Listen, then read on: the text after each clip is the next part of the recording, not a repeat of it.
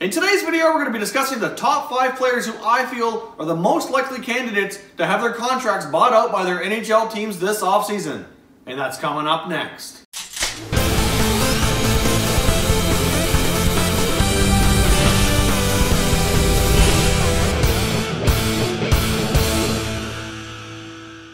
Hey everyone, and welcome back to another video here at Top Shelf Hockey. If you're new to the channel, thanks for stopping by. We review and discuss all 31 NHL teams. So if you're a huge hockey fan, consider subscribing and clicking the bell so you don't miss anything. So as I mentioned off the top, today I want to talk about the top players that are the most likely candidates, in my opinion, to potentially be bought out by their NHL clubs this season. Obviously, these players are making a lot of money and are underperforming and putting themselves at risk to be a buyout candidate. So let's take a look here at the top 5 players who I think fit that description. Number 1 is Jason Spezza of the Dallas Stars. Now, Jason Spezza is making $7.5 million.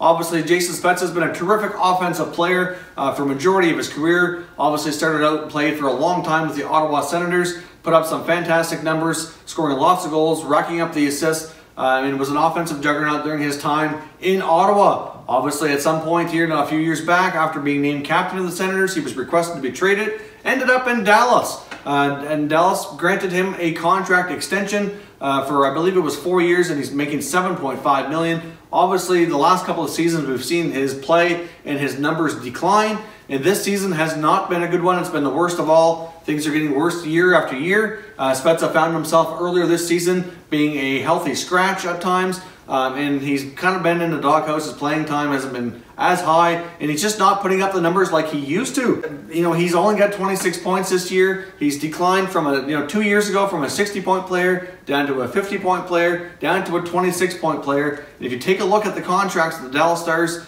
lineup here, I mean, they've got a lot of money invested in their top 3 or 4 offensive players, and Spezza still has that contract, but he's no longer one of those guys. I mean, they're going to have to do a new deal soon for Tyler Seguin. Tyler Seguin's contract could be renewed as early as this summer for an extension. He does have 1 year left. I'm sure Seguin's kind of waiting to see what plays out with John Tavares, as that's going to be a very comparable contract to use when negotiating his. So I don't expect a whole lot to go down on Seguin's contract until that gets done. But still, at the end of the day here, the Stars are going to have some players here due for raises, and I think Spezza could be a victim. Now, with the buyout situation with Spezza, where he only has 1 year left, it's not going to cost them too much, and it could give Spezza maybe a fresh start somewhere else at a cheaper contract. I'm sure somebody would sign him, just not for that dollar figure. Number 2, we got Loui Eriksson with the Vancouver Canucks. Obviously, that was a contract that the Canucks probably regret giving Loui Eriksson. Obviously, when he left Boston to sign in Vancouver, this is not the player that they thought they would be getting.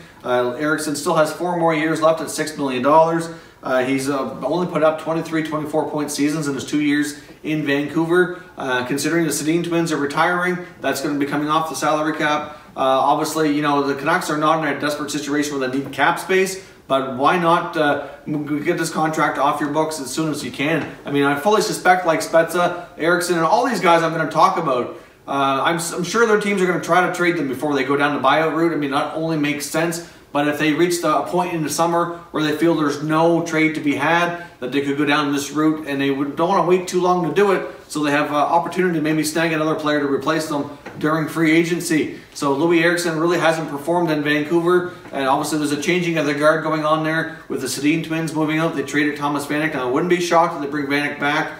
He was really good with Brock Besser, and they had a good connection on and off the ice. So that might be something we see. But at the same time, that's going to be a short-term deal at less money, so that's not a big deal. But they got a lot of kid players in Vancouver. They do need some forwards that are going to be experienced, but I'm not sure Eriksson really fits the mold there, what they're trying to do. So I wouldn't be completely shocked here if we see Eriksson as a buyout candidate this summer. Next up, we've got Brandon Dubinsky with the Columbus Blue Jackets. Dubinsky has 3 more years left at $5.85 million. Not a very good contract for somebody who only has 15 points this season. Obviously, his play has kind of declined as well. Dubinsky's gone from 48 points down to 41 points down to where he is this season.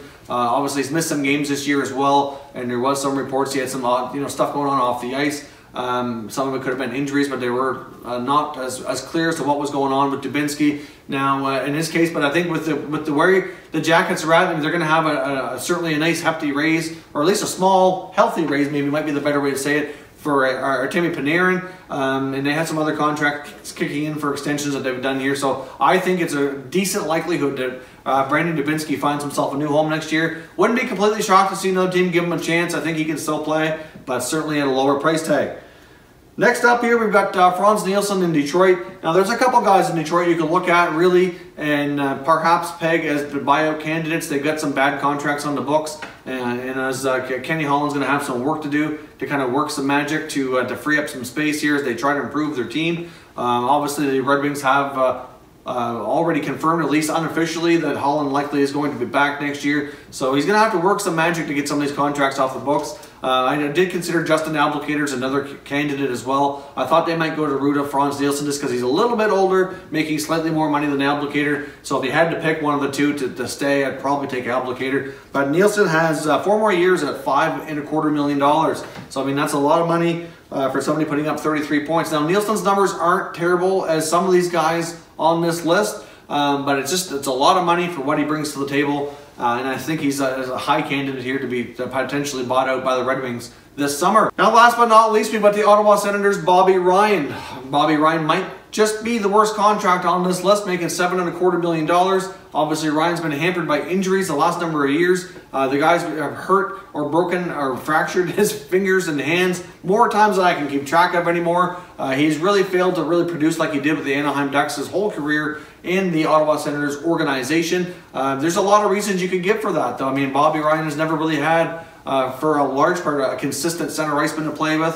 He's had a hard time finding chemistry with a lot of the guys that have played center in Ottawa. You know, he started playing with Spezza before he got moved along to Dallas. That didn't work. He did have good chemistry with Kyle Turris for a while, but that eventually fizzled out. You know, we've seen him play with Mika Zibanejad for a while. That worked short term, but not real well. You know, this year they tried it with Matt Duchene and he came in, and that kind of worked okay, but not great, really. He's been playing with him lately to finish up the season, and things haven't been okay. But really, Bobby Ryan is first to acknowledge that his contract is really not great considering the numbers he's put up, and he understands and deals with that in Ottawa. We've heard him say, you know, near the trade deadline that he wasn't surprised to hear his name coming up in trade rumors. Now, of course, Ryan's another guy like all these guys. They could end up being traded if a team is willing to take that contract on, but some of these contracts might just prove to be untradeable, and therefore they may have to go down the buyout route so these players can get a fresh start with a lower contract somewhere else. Teams can free up some cap space, and it's really probably good for some of these guys from both sides to go down that road.